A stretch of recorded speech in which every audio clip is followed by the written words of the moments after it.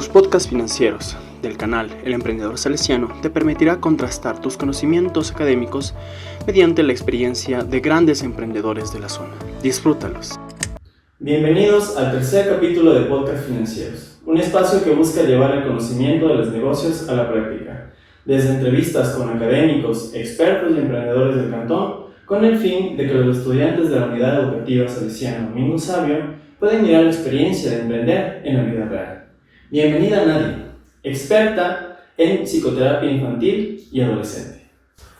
Un gusto, Cristian. Bueno, para mí este espacio es muy interesante, puesto que mi trabajo es plenamente con niños y adolescentes. Lógicamente también trabajo con adultos, pero en mi especialización y por el amor y la vocación que tengo por trabajar con chicos, es increíble poder brindar todo mi conocimiento y todo lo que también por medio de mi experiencia he podido vivir en este espacio, ¿no?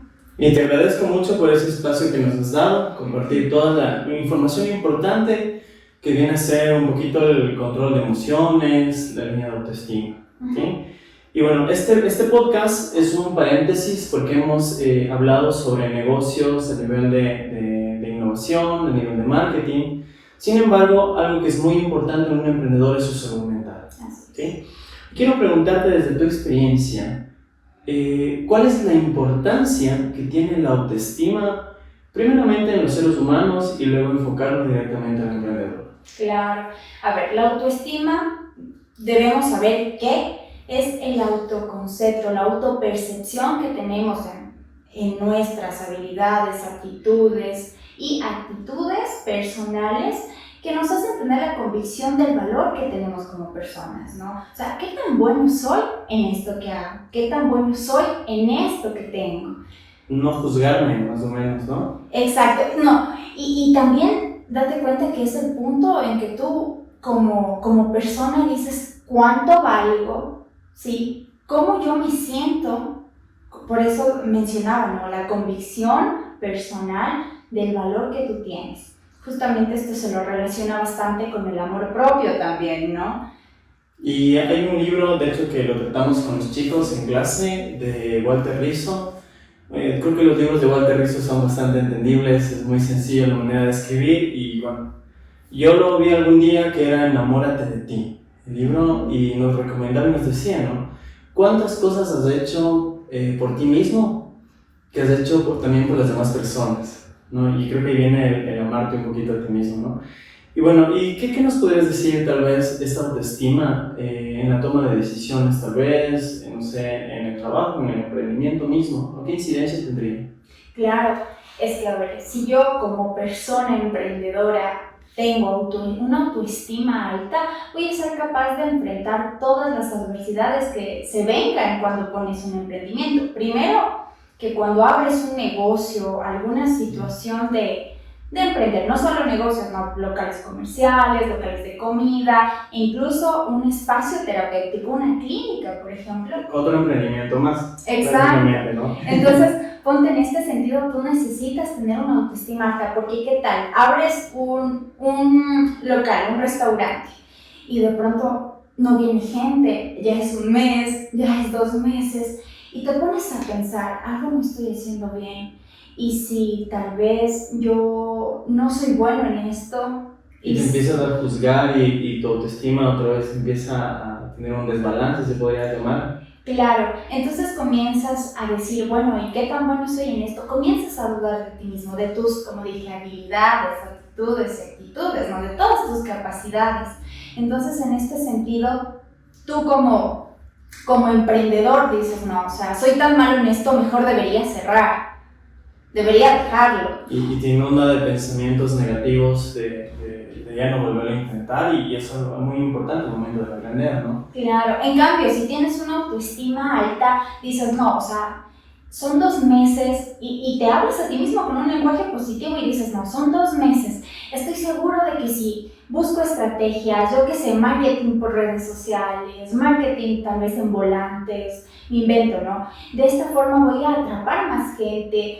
¿Qué tal si me voy a los locales de alrededor alrededor, tal vez alguna peluquería, tal vez me invento algún espacio donde puedo dejar mis tarjetitas. Entonces, y seguirlo intentando. exacto, entonces si tienes una autoestima alta vas a buscar las formas, porque tú estás seguro de tus capacidades, de tus aptitudes, de tus habilidades.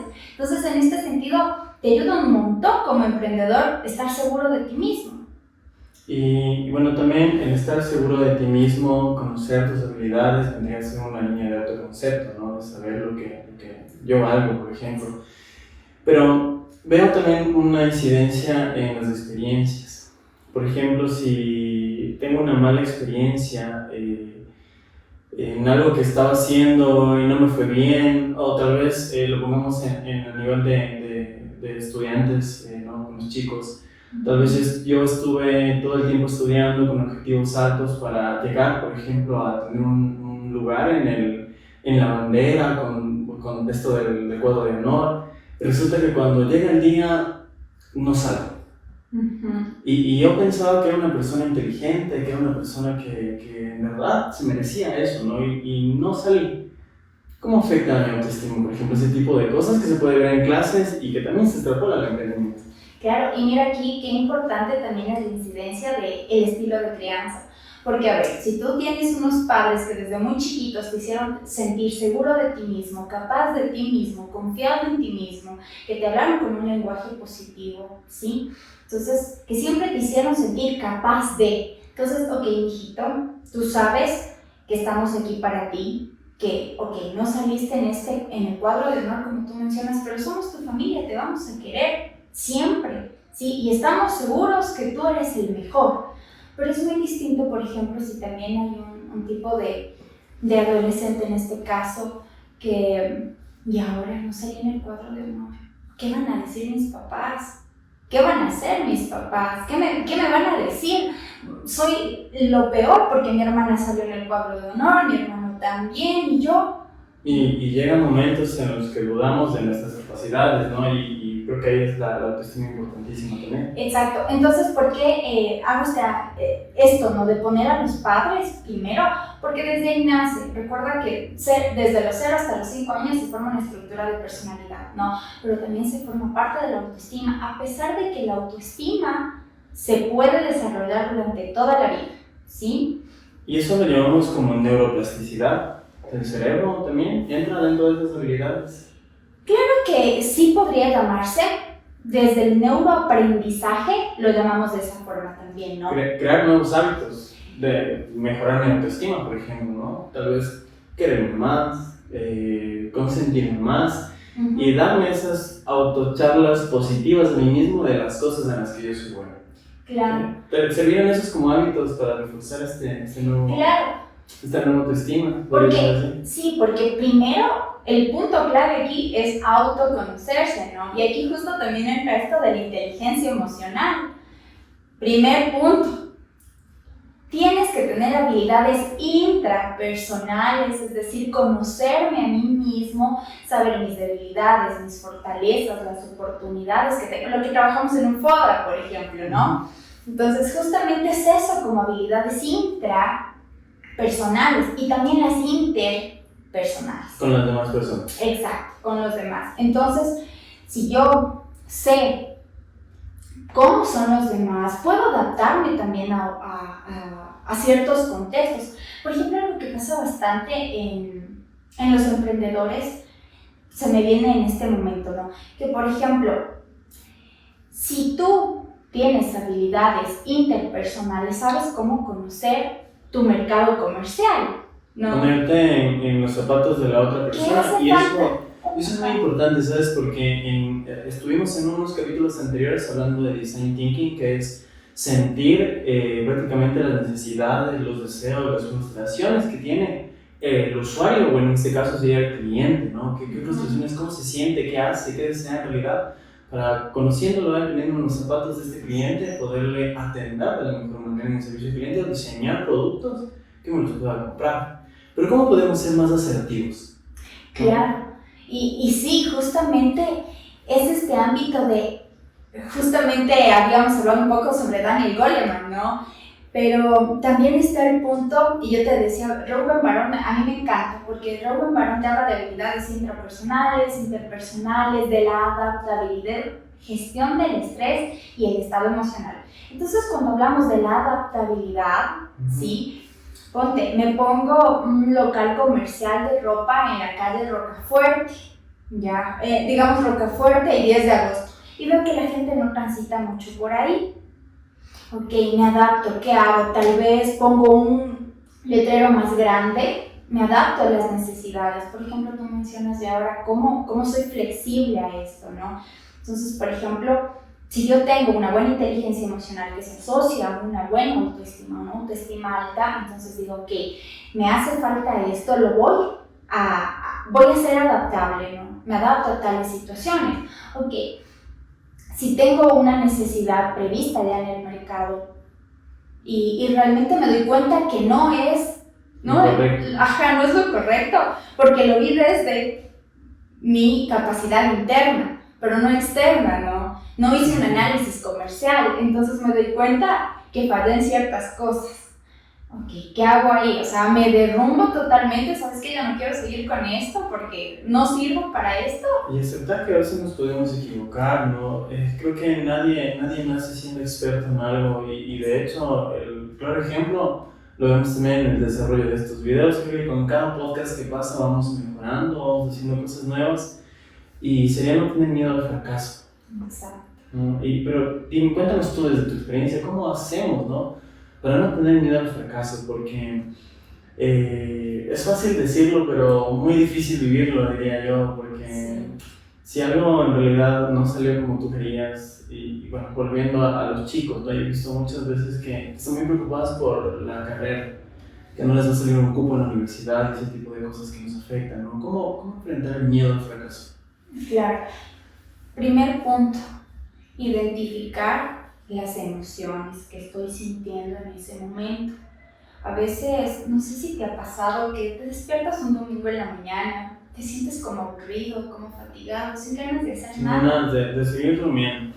Ya, entonces te sientes como algo abatido, ¿no? Pero realmente, ¿por qué se da? Justamente yo trabajo con una rueda de emociones, la rueda de emociones de Plutchik, buenísimo para los adolescentes. ¿Ya? Cuéntanos, ¿qué podemos hacer con esa rueda? Identificar y reconocer las emociones. Entonces, ok, veo cómo me siento desde afuera hacia adentro, no me gustaría tener una en este momento para explicarlo. Entonces, justamente, esta rueda te dice, ¿no? O sea, hoy me siento tal vez frustrado, luego te da otra emoción que te dice enojado, luego acá está específicamente la ira. Entonces, hoy me siento irado. No es que me sentía como vago, con pereza, que generalmente te dicen, estás vago, estás perezoso, sino me sentía más enojado, tal vez por eso no me dio ganas de levantarme, ¿ya? Entonces identifico mi emoción. ¿Cómo me siento? Exacto, si identifico esta emoción de cómo yo me siento, voy a poder dar una buena respuesta. Entonces, por ejemplo, no me salió un cupo en la universidad, ¿esto cómo me está haciendo sentir? ¿Me siento triste? ¿O me siento enojado? ¿O me siento las dos? Recordar que no solo puedes sentir una emoción, puedes sentir varias emociones a la vez. Entonces me siento tal vez triste y enojado. Ok, esto de aquí, ¿por qué nace? Entonces le busco la razón, ¿no? Lo hago más lógico. Nace porque yo quería estudiar y ahora me voy a sentir como el fracasado de la familia, por ejemplo. Y trabajamos en no sentirte, o sea, ¿por qué nace tal vez el sentirte fracasado en la familia? Y tal vez te digo el problema de la familia y no mi problema. Exacto. Interesante. Exacto. Entonces justo, ya, ok, identificas que esto de acá, incluso como tú lo mencionas, no es tanto por mí, sino por el miedo, la presión social de que tienes que estudiar, ¿no? Porque tomarte un año sabático, o sea, es lo peor del mundo, ¿ya? Entonces, culturalmente tenemos este miedo. Entonces, ya identifico mi emoción, ya encontré por qué. Entonces, ok, ahora viene el lado lógico. Yo como persona, ¿qué es lo que quiero? ¿No? O sea, si tal vez yo no quiero estudiar en la universidad y quiero hacer un curso técnico, por ejemplo, ya, ahí ya le vas quitando este miedo al fracaso, porque estás viendo otras oportunidades. Pero el primer punto, como yo te digo, o sea, es identificar qué siento para poder generar una buena respuesta ante el fracaso. Yo te puedo contar que, bueno, Yo practico mucho mindfulness, a mí me ha servido muchísimo y desde ahí me ha ayudado mucho a aclarar las emociones. Sí. Y bueno, y lo que a mí me pasa, ¿no? Desde mi experiencia es que cuando prácticamente me siento de esa manera, como tú dices, te levantas, empieza el día y ya te sientes cansado.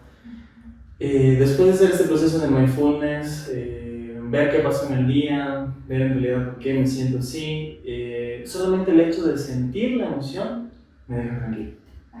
Sí, en lugar de salir no sé, con ese mal genio y bueno, y imagínate ahora en el emprendimiento, ¿no? Si llego enfrascado, y aquí viene una frase que justo estábamos hablando, que no se lo trata así, que era un secuestro emocional, ¿no? Cuéntanos cómo lidiar con este secuestro emocional y qué importancia tiene un emprendedor, ¿no? Sí, y es bien interesante lo que tú mencionas. Estas técnicas de respiración consciente son buenísimas. Yo, por ejemplo, trabajo con los niños y les voy a dar una técnica, ¿no? Vela, perfume. ¿Cómo es esto? Para que los niños puedan calmarse, hacemos que con el perfume respiro, con la vela soplo. Lo voy a aplicar. Respiro, soplo. ¿Sí? Entonces con los niños, los más chiquitos, es más fácil hacer gestión emocional utilizando esta técnica, que es el mindfulness, pero de esta manera, para niños. Exacto, hacia la realidad de los niños. Entonces, mira, y los niños desde muy chiquitos, recuerda que su lóbulo prefrontal está desarrollándose recién, no son capaces de identificar sus emociones. Por eso es que los niños de la edad de 4 o 5 años es la edad de las rabietas. Los niños se botan al piso y te hacen la rabieta de la vida en la calle, donde tú estés. Es porque no saben cómo identificarlo, ¿no? Entonces, en este sentido, ahí se puede decir esta frase de secuestro emocional. ¿Sí? O sea, me es imposible identificar. Algún momento, cosas que he leído, vi que en la adolescencia también todavía se está formando este proceso, no es completo. Que es normal a veces sentirte ansioso o no saber cómo sentir. No te levantas y dices, no sé qué me pasa, de verdad, y a veces pasa, ¿no? Y no solo en la adolescencia, también a veces en la época adulta, ¿no? Pero cuéntanos más, ¿qué pasa en la adolescencia, en realidad, inclusive para que nuestros chicos podrían mirar el video y saber qué es lo que nos está pasando? Es increíble cómo funciona el cerebro. Primero, te cuento que Paul MacLean en 1960 creó esta teoría de los 3 cerebros. ¿Ya? El cerebro reptiliano, la parte límbica, el cerebro límbico y el neocórtex. Ya, por donde empezó el ser humano, ¿no? El mal emocional, algo así. Ajá, entonces si hablamos del neocórtex es todos los lóbulos, ¿no? El prefrontal, el occipital, el temporal, ¿no? Y ahí es donde nosotros le damos esta distinción a la especie de nosotros, a diferencia de las otras. La toma de decisiones, lógica, matemáticas. Exacto, la personalidad también, recuerda, la inhibición de conductas. Y aquí es algo importantísimo, porque resulta que en la adolescencia, como tú bien lo mencionabas y yo ponía el ejemplo de los niños, no es que esté desarrollado esta parte frontal. No está desarrollada el lóbulo frontal, sin embargo, está en pasito a pasito. Y añádele a eso que no está formado el lóbulo frontal y los cambios hormonales. O sea, prácticamente el primer cerebro emocional está trabajando al 1000 por hora. ¿Por qué? Primero, como si hablemos justamente del neocórtex, el cerebro límbico y el cerebro reptiliano, ya. Hablemoslo así. Entonces el cerebro límbico, que es la amígdala cerebral, que esto tiene que ver con todas las emociones. ¿Ves un ladrón en la calle con un arma, una persona con un arma y tú? Me voy corriendo. Es el miedo, ¿no? Esta capacidad de supervivencia que tenemos, está aquí el ámbito del miedo, esta emoción, sales corriendo. Pero ahora, por ejemplo, si manejáramos más el área del neocórtex, sacaras tu celular y llamaras a un policía, te pondrías a salvo, por ejemplo. Sí, es muy distinto cómo funciona el área lógica que el área emocional. Entonces, en este sentido, yo siempre digo, los adolescentes realmente son seres incomprendidos. En proceso. Sí, Estamos en proceso. exacto, y también muy incomprendidos porque imagínate, tienes que soportar con el cambio hormonal, luego esta capacidad de adaptarte a tu contexto, porque ahí se forma también, 14, 15 años se forma tu identidad, ¿no? Y que sería el cambio de tu pensamiento crítico en base a lo que tú conoces, ¿no? Porque Exacto. si no, sería yo una réplica de mis padres y no tendría mi propio pensamiento. Justamente por eso, a esta edad, por eso cuando ya crecemos, los adolescentes se alejan de sus padres, porque los adolescentes no buscan a alguien que les diga, mira, haz esto. Los adolescentes quieren descubrir, ¿sí? Entonces, no necesito a mis padres, mejor me llevo más con mis amigos, porque ellos sí me entienden y no me dicen, ¿sabes qué? Tienes que hacer esto. En cambio, papá y mamá, a ver, mijito, tienes que hacer esto. Entonces, el adolescente... Hay un choque fuerte. Ajá, prefiere cortarse. Entonces, el adolescente, y retomando nuevamente este tema de cómo funciona su cerebro, sí, es muy difícil tratar con todos estos cambios. Sin embargo, hay estos procesos de autoconocimiento, como yo te digo, estas técnicas. Sí, tenemos la rueda de emociones, el diario emocional, trabajamos bastante con este sentido. Yo, por ejemplo, también comienzo a hacer proyecto de vida que para mí es fundamental. Incluso desde los más chiquitos se puede hacer proyecto de vida. Porque si tu niño chiquito te dice, papá, yo de grande quiero tener una empresa grandota, quiero vender carros, ok, desde ahí le forjas ya un proyecto de vida a tu niño. Si mi hijo quiere ser un emprendedor, ¿no? Quiere tener su empresa, entonces ya vas guiando en ese proceso.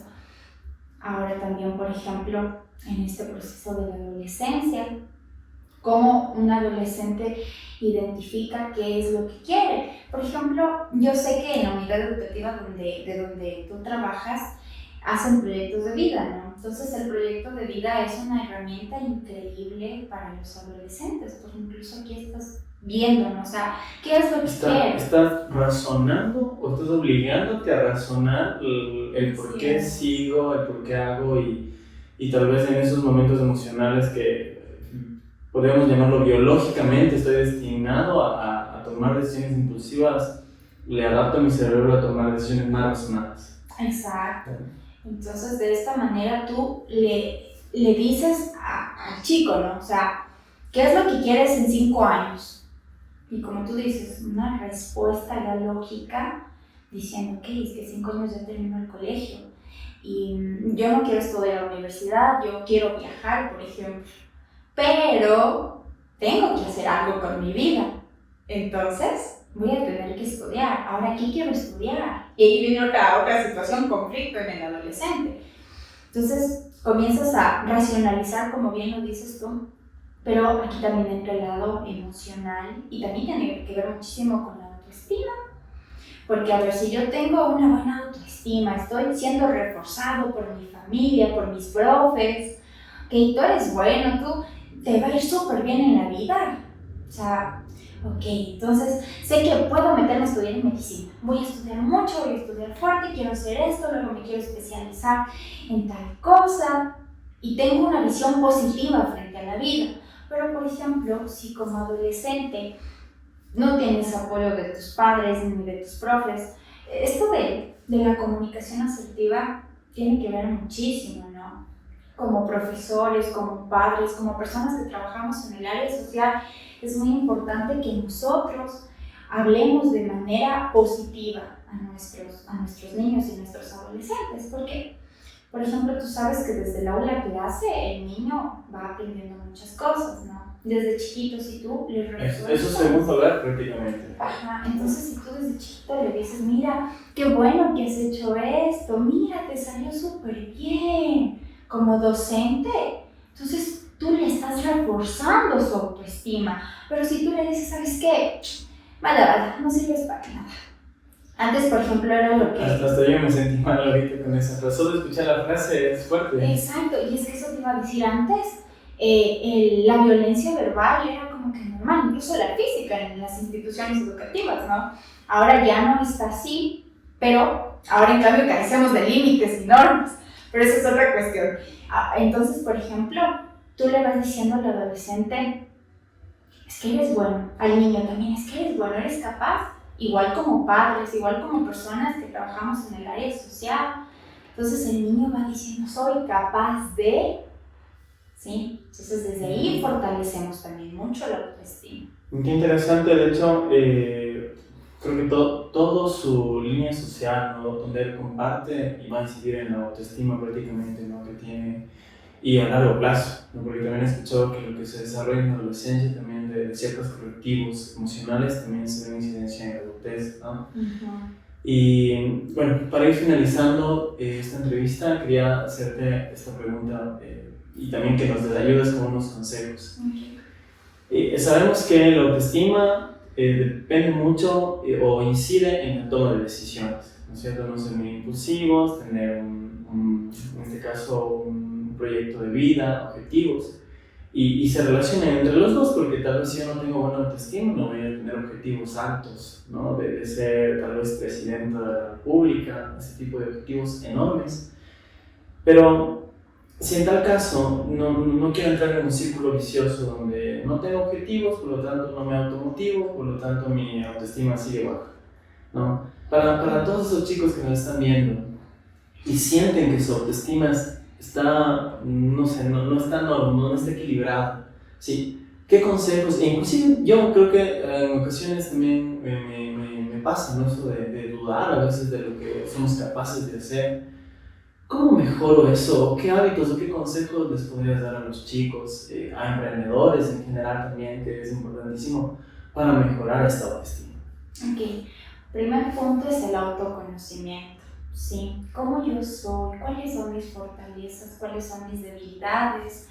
¿Cuáles son mis oportunidades que tengo, no? Todo esto, pero también esta capacidad de perdonarnos frente a las cosas que hacemos, ¿no? Porque a veces somos muy rígidos con nosotros mismos. Y hay una frase que yo a todos mis pacientes les digo: el mundo es tan cruel como para nosotros ser crueles con nosotros mismos. Al menos nosotros démonos un abracito y seamos amables con nosotros mismos. Nos revelemos una sonrisa en el espejo. Entonces, esta capacidad de perdonarnos, de saber que no somos perfectos, de saber que podemos equivocarnos y que no está mal equivocarse, sino que de estas equivocaciones vemos las potencialidades que podemos sacar, ¿no? Por ejemplo, si ya fallé en algo, ok, ya aprendí de esto y puedo mejorar en esto, ¿sí? Además de ello, también hablarnos en lenguaje positivo, porque si yo me trato a mí de lo peor, lógicamente eso está dentro de mí. Como tú dijiste hace un momento, se vuelve como un círculo vicioso. Decir, no sirve para nada, es que yo no soy bueno en esto, es que me da miedo esto, aunque yo sí puedo, soy capaz de hacerlo, soy capaz de lograrlo. Entonces esta forma positiva de hablarme me va a ayudar también mucho, ¿no? Y también está este otro aspecto de cómo yo soy capaz de adaptarme al entorno, ¿no? Porque no siempre voy a estar rodeado de personas que me digan, tú eres capaz de esto, tú eres bueno en esto, ¿sí? Pero saber que ahí estoy yo, con mi confianza en mí mismo, de decir, ok, no me importa que los demás estén en contra de esto que yo siento, que pienso, que quiero hacer, pero lo voy a hacer porque confío en mí misma, porque yo sé que lo voy a lograr, lo voy a poder hacer. Entonces, de esa manera voy a lograr buenos resultados, ¿no? Entonces, esos puntos tenemos que tratar todos, ¿no? Tu conocimiento, la capacidad de podernos perdonar, la capacidad de hablarnos en positivo y no también juzgarnos mucho. Exacto. Y también esta capacidad de ser flexible frente a nuestro entorno. Muy bien, la verdad muy interesante, he aprendido mucho el día de hoy sobre la importancia que tiene la autoestima en realidad, y creo que para los chicos de igual manera esto es muy valioso, el saber cómo sentirse, el saber que es normal ese tipo de procesos en la adolescencia, y quién sabe también ven los padres de familia y también pues entienden un poco más a sus hijos, ¿no? Sí. Y que estas habilidades, como les digo a los chicos, emprender es como la vida diaria, prácticamente enfrenta retos de la vida diaria, estar con personas, tener liderazgo, tener resiliencia, la respuesta al fracaso, entre otras. Y qué mejor que tú para explicarnos un poquito sobre todos estos procesos psicológicos. De parte mía y de parte de la institución, te agradecemos mucho, María, por este espacio que nos has brindado. Fue interesantísimo, además que como yo te dije, a mí me encanta hablar y compartir lo que sé. Y realmente que sea para niños, para adolescentes, a mí me encanta. Entonces, siempre me gusta aportar y bueno, ha sido un gustazo participar el día de hoy. Gracias, Nadia, y continuaremos con otro capítulo. Un corazón tan grande como las arenas del mar, aunque han pasado los años, no ha dejado de amar. Un corazón tan